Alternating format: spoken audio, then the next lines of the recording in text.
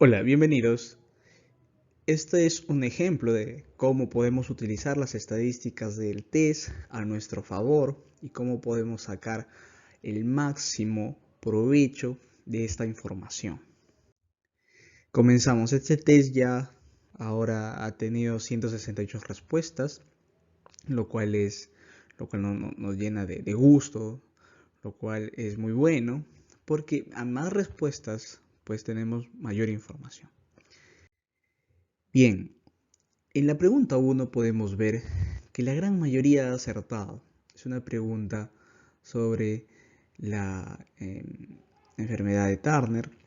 Nos pregunta sobre la madurez sexual, cuál es el estadio, y es el estadio 2, y la gran mayoría ha acertado. Eso es importante, ¿ven? Entonces, cuando tenemos una pregunta que la mayoría ha respondido, ya no nos preocupamos tanto si es que nosotros lo hemos hecho bien. Pero si es que les hemos hecho mal y hemos respondido 3, por ejemplo, como el 30% de los que han respondido a esta pregunta, entonces puedo decir que quizás, bueno, estuve entre 2, estuve teniendo un 50% de chance, estuve entre 2 y 3, pero si estuve quizás entre 1, en 4, ya me debo preocupar más y debo repasar con ahínco la madurez según Tanner, puesto que no puedo marcar 1 o 4 estadios, estoy muy lejos. Tengo que repasar muy bien este tema, no solo un repaso somero en el caso de que estaría entre 2 o 3, porque ahí estoy dentro de las probabilidades más altas de acertar la pregunta, sino que estoy mal. Y tengo que aumentar mi tasa de respuesta. Eso significa aumentar la tasa de respuesta. Tengo que mejorar a través de este tipo de revisión. Por ejemplo, en esta pregunta, el tamaño del tubo endotraqueal en niños se calcula de acuerdo a la siguiente fórmula. Es una pregunta donde la gran mayoría pues ha marcado diferentes claves. No hay una uniformidad como podemos ver. Entonces no me preocupo mucho. Me aprendo la fórmula y ya, o me voy a aprender todas las fórmulas de tubo endotraqueal que existen para calcular. No lo voy a hacer. Me aprendo solamente esta pregunta porque muy probablemente además no se repita porque no es un tema recurrente. Entonces veo dos cosas, de que la pregunta yo no me he equivocado o me he equivocado, pero la gran mayoría también se ha equivocado, entonces no importa mucho. Y luego la rentabilidad de la pregunta. ¿Es rentable repasar este tema? Definitivamente no lo es, no es rentable, pues no es un tema recurrente, no es algo que se pregunte con constancia. De esta forma me enfoco, ya no voy a repasar el tema entero, sino simplemente la pregunta. ¿Ok? Niña de 5 años presenta una sensación extraña seguida de movimientos clónicos. Esta es una pregunta difícil sobre el síndrome de Rasmussen y debería estar entre dos cosas, y es crisis parciales simples y síndrome de Rasmussen. Debería haber descartado lo demás, debería haber descartado tics, debería haber descartado, tiene movimientos clónicos en mi cara izquierda, los episodios se han repetido 4 o 5 veces al día en la última semana. Eso no es un tic, es una convulsión. Entonces no debería haber marcado tics. Parálisis de Bell, ¿dónde está la parálisis facial periférica característica de parálisis de Bell? No la mencionan, no debería haber marcado esto. Tiene movimientos clónicos en la hemicara izquierda al girar la cabeza, pero no habla de una parálisis facial. ¿Ya? Entonces ahí también no debería haber marcado eso. Y tampoco crisis parciales complejas, porque un concepto básico de las crisis complejas es la pérdida del conocimiento, y no la tenemos acá. No ha perdido el conocimiento en ningún momento. No nos refieren a la pérdida de conciencia, perdón, que sería lo más correcto. No hay pérdida de conciencia en esta niña. Por lo tanto, o debería haber marcado crisis parciales simples o síndrome de Rasmussen. El tema aquí es que el síndrome de Rasmussen sí se presenta como una crisis parcial simple, pero ya sale un poquito del tema de simple, porque es una es una crisis parcial continua. Y sí que está enmarcado dentro de las crisis parciales simples, pero se sale un poquito de la definición estándar y es más específico. Entonces la clave más específica es la mejor clave, es la que siempre debemos marcar, ¿no?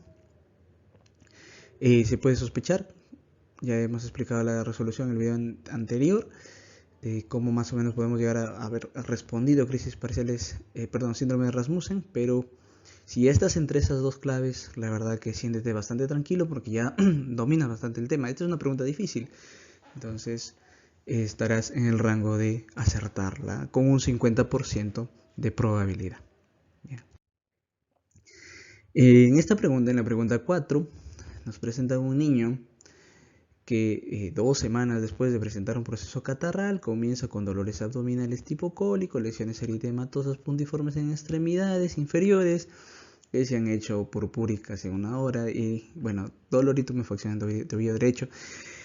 Esta pregunta ya la hemos explicado en la resolución y la gran mayoría ha marcado púrpura trombocitopénica idiopática y no es la clínica, es una clínica de una púrpura de Hena-Schönlein, también conocida como púrpura anafilactoide. Sobre todo, algo que es muy característico de esta es la tumefacción en tobillo derecho, que no se presenta en la PTI.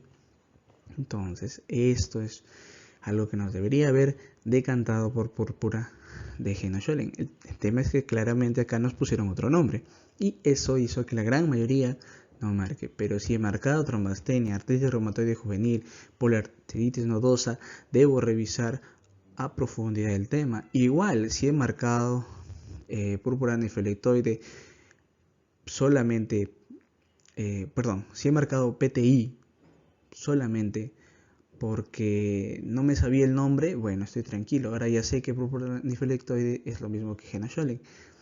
Pero si no me sé la clínica de la púrpura de Hena-Schönlein, y aún si hubiese sabido que el nombre es el mismo, o sea, que púrpura anafilactoide es lo mismo que Hena-Schönlein, y aún así no hubiese llegado a la respuesta, debo repasar el tema. Es así como que, ¿ves? ¿Y es rentable? Sí, es rentable. Lo van a comprobar en la tabla de rentabilidad que se les presenta cuando ingresan al curso, ¿no? Muy bien. Esta es la pregunta 4. Y ahora tenemos la última pregunta, que sí es una pregunta que ha tenido una distribución muy variada. Y es que sí es una pregunta difícil. Nos hacen una pregunta sobre una cardiopatía congénita y pues la gran mayoría ha fallado. No obstante, y ya hemos explicado, y no es parte de ahorita de tratar de explicar cómo se responde a esta pregunta, pero lo que sí deben tener claro es que es un tema rentable, cardiopatías congénitas, que siempre viene y que el tema de la postura en cuclillas es lo que acá nos va a llevar al diagnóstico. Bien, deben repasar bastante la fisiología de las cardiopatías congénitas, que es muy importante. Se discuten en los puntos clave en el curso, así que vamos a poder revisarlo. Y finalmente llegar a tener una mayor rentabilidad. Una pregunta difícil, no se estresen, pero sí le estudio por qué. Le estudio porque es rentable, es un tema recurrente y debo tenerlo claro. Bien, espero que haya sido de su ayuda este pequeño aporte.